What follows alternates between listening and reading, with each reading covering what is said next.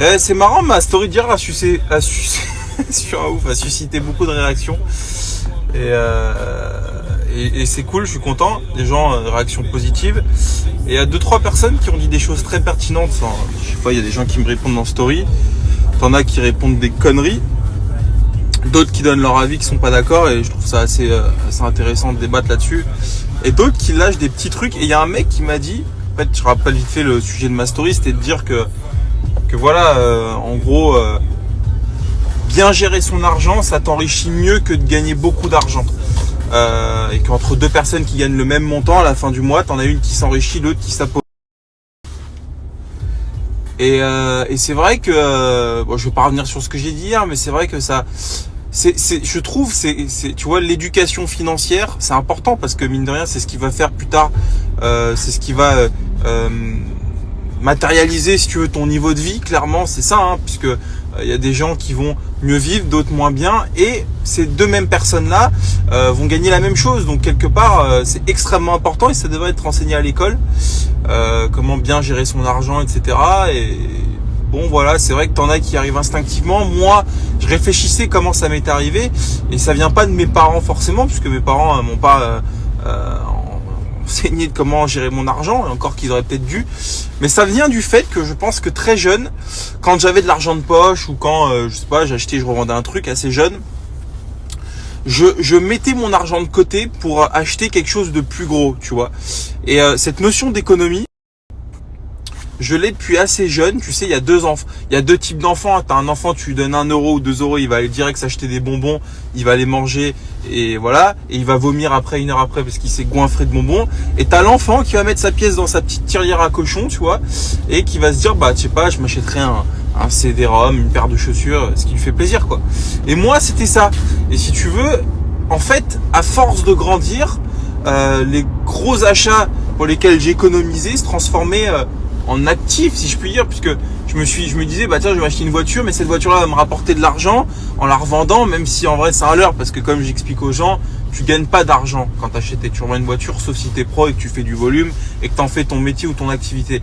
Mais en l'occurrence, quand t'es particulier, oui, t'as beau bien acheter une voiture, t'as quand même plein de frais derrière, l'essence, l'assurance, le contrôle technique, etc. Ce qui fait qu'à la fin, oui, t'as peut-être gagné un peu, mais bon.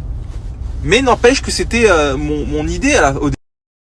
Et ma story a bugué, mais je sais plus où j'en étais. Mais en gros, je disais que voilà, demain, tu donnes à quelqu'un 10 000 euros net, ce qui est un salaire de fou. Parce que moi, ce que je disais, je fais pas partie des gens qui gagnent très bien leur vie. Mais en fait, à force de capitaliser ton argent, et attention, il y a des gens qui ont répondu à ma story en disant oui, mais dans la vie, il faut aussi se faire plaisir et tout. Mais évidemment, mais moi, je fais partie des gens qui se font plaisir, mais extrêmement souvent. Je vous le dis. Enfin, je veux dire, regarde, en décembre, pour Noël, je me suis fait plaisir, je me suis acheté une Cartier Santos. Bon, c'est pas l'investissement de l'année, mais en vrai, c'est une montre qui va pas se dévaluer. Puis avec l'inflation, tous les ans, elle va augmenter. Donc en vrai, le prix où je l'ai payé dans 2-3 ans, ça va être le prix de vente. Donc c'est une forme de, on va dire, d'épargne, pas de placement, mais d'épargne. Mais je me fais plaisir. Sauf que moi, mes plaisirs, c'est vraiment des plaisirs un peu des actifs, même si bon, je revends jamais mes trucs, tu vois, genre mes montres, je les vendrai pas, je pense. Donc, et que donc, en vrai, ouais, je pense que l'éducation financière c'est extrêmement important, ça devrait être enseigné à l'école. Et voilà, et je pense qu'en réalité, on peut vraiment, ouais, avoir un beau niveau de vie, avoir des choses à donner à ses enfants, parce que c'est le but, hein, mourir le plus riche du cimetière, ça sert à rien. Il faut d'une part bien vivre et d'autre part à la fin avoir quelque chose à donner à ses enfants, parce que moi c'est pour ça que je le fais depuis que j'ai ma fille. En vrai, le moindre achat, je me dis, le moindre investissement, épargne, enfin vous appelez ça comme vous voulez, le moindre euro gagné, ça sera pour ma fille. Donc voilà, c'est vrai que voilà, évidemment, ça sera pour ma fille aussi pour l'État, hein, puisque nous sommes en France et que tu donnes quasiment la moitié à l'État au moment de la succession, les amis, au moment où je serai 6 pieds sous terre.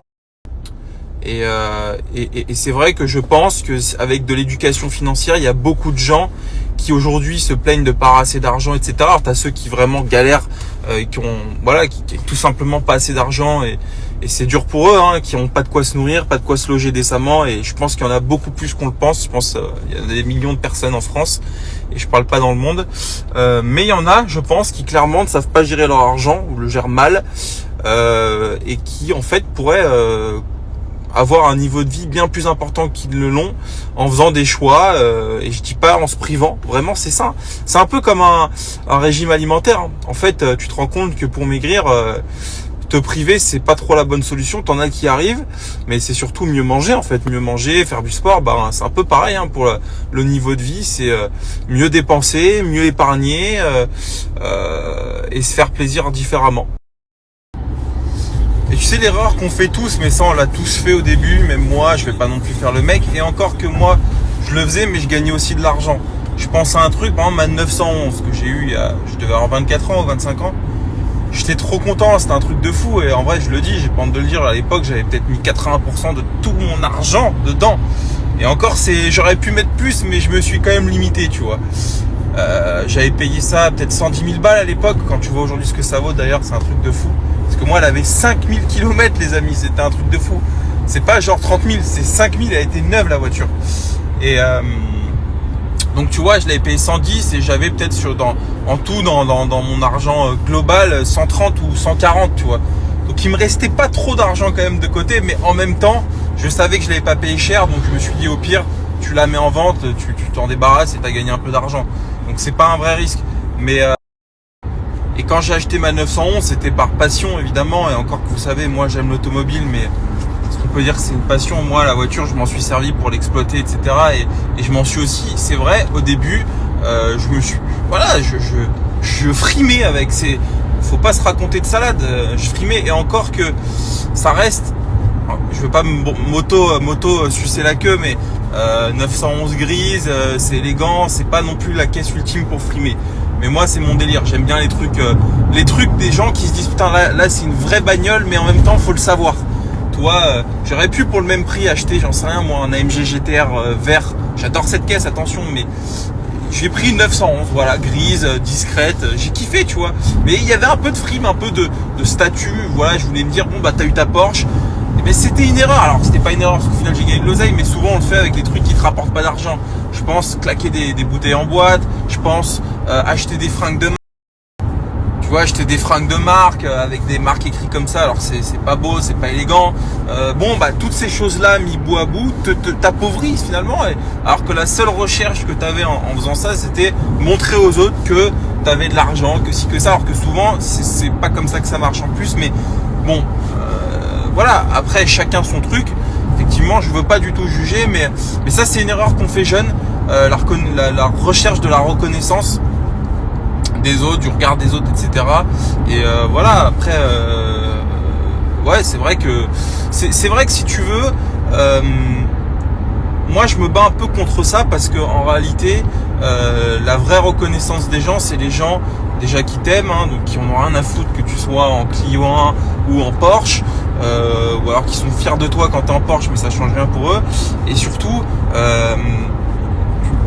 souvent, c'est un peu comme voilà, les gens que t'aimes pas, bah, tu veux leur montrer que tu y arrives, mais à quoi ça sert? Fais-le pour toi, tu vois. Et ça, bah effectivement. Mais bon, après, on peut partir dans des discours interminables, mais c'est intéressant.